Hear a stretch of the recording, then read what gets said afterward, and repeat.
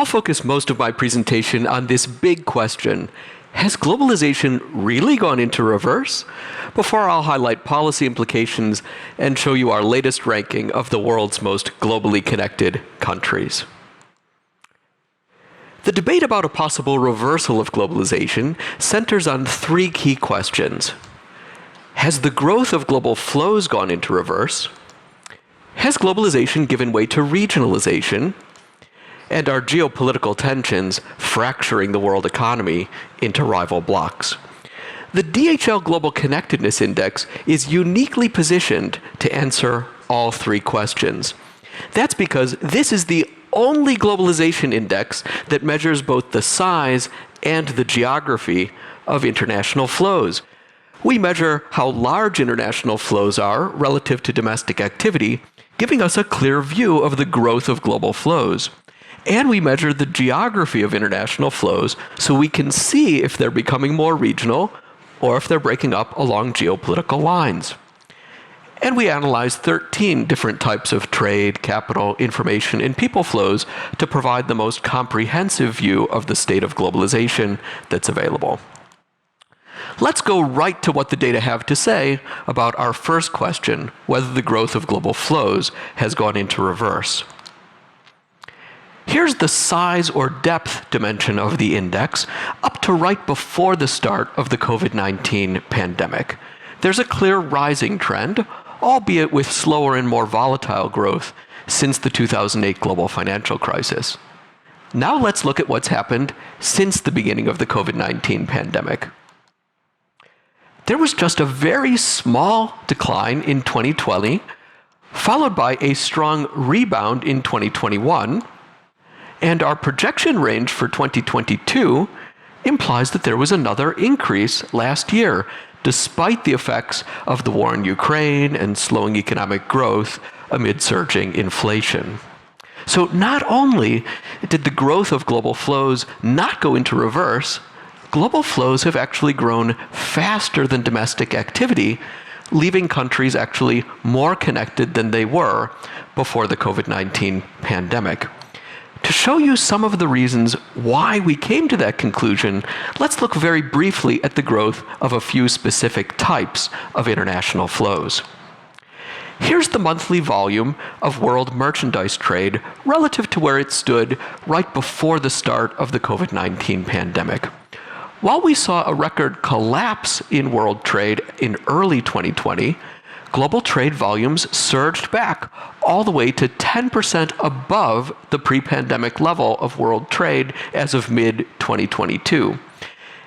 And even though trade flows weakened in late 2022, the annual growth of trade in goods and services was still faster last year than the average growth rate that we were seeing before the COVID-19 pandemic. And the latest IMF forecast calls for trade to grow just a little bit slower than the pre-pandemic average this year before accelerating to a normal growth rate in 2024. Looking beyond trade, foreign direct investment flows, which reflect companies buying, building, or reinvesting in operations abroad, also rebounded quickly to above the pre-pandemic level. The growth of international internet traffic spiked at the beginning of the pandemic in 2020 as in-person activity transitioned online, and then it continued growing at double-digit rates in 2021 and 2022. There's now more than twice as much data crossing national borders as there was just a few years ago in 2019. International travel, on the other hand, is still below its pre-pandemic level, but there's a clear rising trend here as well. The latest UN forecast calls for international travel to be back to the pre-pandemic level in some regions this year, and worldwide to be just 5 to 20% below the pre-pandemic level. So on the question of whether the growth of global flows has gone into reverse, we can answer with an unequivocal no. Trade, capital, and information flows are above the pre-pandemic level, and people flows are recovering. Turning to our next question, whether globalization has given way to regionalization, we present a wide variety of measures in the report, but I'd like to focus here today on trade because of the current interest in the possibility of a shift from global to regional trade patterns. Here's the average distance in kilometers over which international trade in goods has taken place since 2001. Since trade within regions normally happens over short distances, more regionalized trade would bring this average distance measure down. But what we've actually seen is the opposite pattern. The general trend has been for trade to take place over longer distances. Over the past 2 decades, long-distance trade between regions has tended to grow faster than short-distance trade within regions. And contrary to expectations that the supply disruptions during the pandemic would force us to rely more on goods from nearby, the average distance increased again in 2020 and 2021, all the way to the extent that international trade took place over the longest average distance last year that we've seen in at least the last 50 years. The main reason for that was the relative resilience of production in Asia during the pandemic. That relative resilience of production in Asia caused there to be more trade between Asia and other parts of the world that were far away from Asia, stretching out trade over longer distances. And while we don't have data for 2022 yet on the average distance for the whole world, data for some of the biggest economies suggest that there wasn't a big turn from global to regional trade last year either. Germany and Japan both traded over longer distances in 2022 than in 2021, and while the United States traded over a shorter average distance, that actually just reversed part of the US's pandemic-era shift toward longer distance trade. So there isn't yet a clear shift toward more regionalized trade patterns, but are we likely to see such a shift moving forward? In my view, that's still an open question. The strongest reason to expect trade to become more regionalized is the large number of companies that are currently implementing or thinking about nearshoring strategies. A survey conducted in April 2020 actually showed more than April 2022 in the early stages of the war in Ukraine, actually showed more than half of companies thinking about or implementing nearshoring strategies. Now, if you look back, we actually saw an even bigger spike in interest in nearshoring at the beginning of the COVID pandemic, and many companies that were talking about it then ultimately didn't follow through. But nonetheless, current levels of interest in nearshoring are very high. Many governments are supportive of regionalization strategies. There's often a strong business logic for regionalization, and major supply chain reconfigurations can take several years to implement.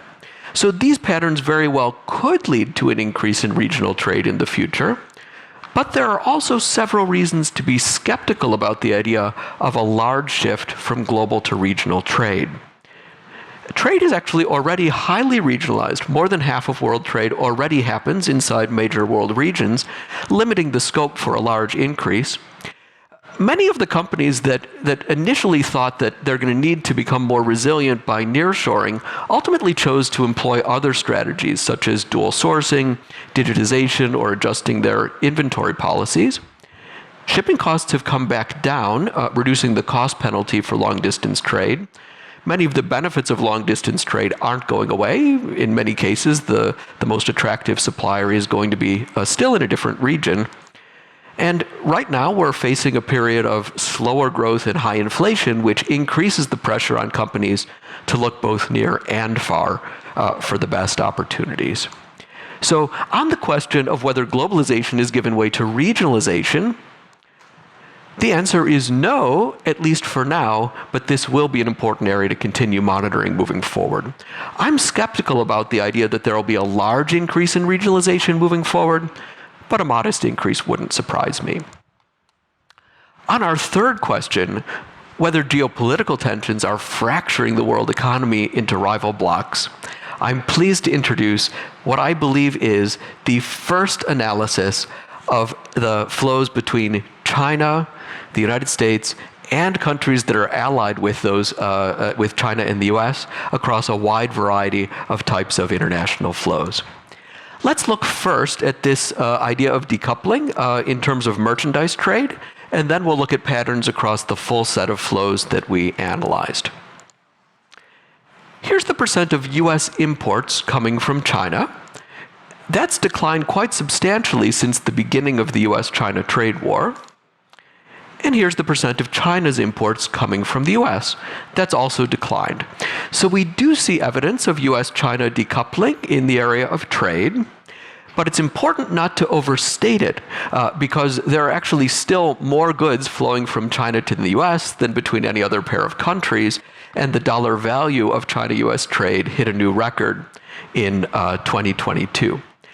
Even more importantly, in my view, when we look at the imports and the other interactions between allied countries, we see even less evidence of a split. For this analysis, we used a classification of countries into geopolitical blocs that was developed by Capital Economics. Here's the percent of US allies' imports coming from China and its allies.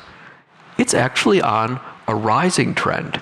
So we don't see any evidence yet of US allies reducing their imports from China and its allies. And here's the percent of China's allies' imports coming from the US and its allies. That's on a long-term declining trend, but there's no recent acceleration, suggesting no major change due to the current tensions. And when we look beyond only trade to analyze international patterns of business investment, M&A activities, scientific research collaboration, migration, as well as international travel, we see the same general pattern of US-China decoupling not being matched by a similar fragmentation of flows between allied countries. On average, across all of the types of flows that I just mentioned, the share of US flows taking place to and from China has fallen from 9% to 7% since 2016. And the declines were widespread across types of flows. And similarly, the share of China's flows that were taking place to or from the US has declined from about 18% to about 14.5%. And again, these were widespread shifts across the types of flows that we analyzed. But when we look at the patterns of flows for allied countries, the changes were much smaller, almost negligible, and they were much less widespread across types of flows. If you'd like to see how coupled the US, China, and allied countries are across each of the individual types of flows in our study and how it's changed, you can find all that detail in the report. So on the question of whether geopolitical tensions are fracturing the world economy into rival blocs, the answer, at least for now, is still no, although we do find rising evidence of US-China decoupling. And so, coming back to the big question at the top of the slide, globalization clearly has not gone into reverse. Globalization's actually proven quite resilient in the face of recent shocks. At the same time, I think it's important to recognize that globalization faces substantial policy threats. There's rising trade protectionism, more scrutiny of foreign investments on national security grounds, countries taking very different approaches to the regulation of international data flows, and there are significant threats to major international organizations such as the WTO. It's good news that global flows have proven so resilient, but it would be a mistake to disregard these threats, especially because there's still a great deal of untapped opportunity to benefit from growing global flows. Let's put some numbers on that. Of all of the goods and services that are produced in the world economy, just about 20% end up in a different country from where they were produced. On that basis, the world economy is still about 80% domestic, just about 20% international. Foreign direct investment was just about 6% of all of the world's fixed investment last year. Just 7% of all of the voice calls on phones and over the internet were international. And less than 4% of people live outside of the countries where they were born. There's huge scope to continue growing global flows. And we explored some of the benefits in a special report that we issued on the 10th anniversary of the DHL Global Connectedness Index. To show you just one finding from that analysis, there's a strong positive relationship between global connectedness and prosperity. The wealthiest countries are all actively engaged in international exchange, and the poorest countries are all among the least connected to the rest of the world. And it's not just a mere correlation. There's actually significant evidence that trade and other types of flows contribute meaningfully to rising levels of prosperity and human development. And so, in my view, the resilience of international flows doesn't mean that we should disregard the policy threats. It means that we should redouble our efforts to make globalization work better and to expand its pool of beneficiaries. Because global flows have proven so resilient, what many policymakers are starting to call reglobalization doesn't have to mean rebuilding from the ground up. And the strength of global flows creates strong incentives for companies and countries to stay engaged. With that, let's conclude with our latest country ranking. The Netherlands is again the world's most globally connected country, a position it's held every year for the past 2 decades, except 2020, when Singapore clinched the top spot. This year, Singapore comes in second, followed by Belgium, Switzerland, Ireland, the United Arab Emirates, the United Kingdom, Sweden, Germany, and Denmark. 8 of the top 10 most connected countries are located in Europe, which is the most globally connected region. Ranks 11 through 25 bring in more countries in Europe, as well as some of the most globalized economies in Asia, such as Malaysia, which came in 14th, Korea 16th, and Taiwan 17th. The United States came in 28th this year, Russia 45th, and Brazil 48th. With regard to Russia's ranking, it's important to keep in mind that the most recent year in the country-level analysis this time is 2021. When the 2022 data come in, Russia's rank will probably decline due to the effects of the war in Ukraine and the sanctions that have been imposed as a result. Here are the countries up through rank 75. China came in 65th and India 67th. And here are the ranks through 100, 125, 150.